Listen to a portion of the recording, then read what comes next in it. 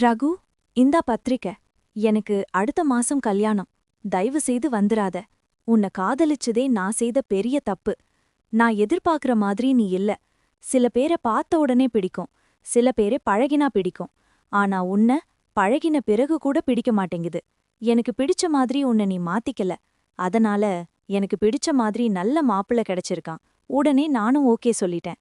நீயும் என்னையே நினைச்சுக்கிட்டு இருக்காம ஏதாவது ஒரு பொண்ணை பார்த்து கல்யாணம் பண்ணிக்க. அது கொஞ்சம் கஷ்டம்தான், இருந்தாலும் முயற்சி பண்ணு. ஏதாவது ஒரு பொண்ணு மாட்டுவா. நான் வரட்டா? என்று அவள் சொல்லி முடிக்கும்போதே, அப்பா, வாங்கப்பா, அம்மா கூப்பிடுறாங்க என்று 5 வயது சிறுவன் வந்து ரகுவின் காலை கட்டிக்கொண்டு அழைக்க, என்னடா இது, உனக்கு ஏற்கனவே கல்யாணம் ஆயிடுச்சா?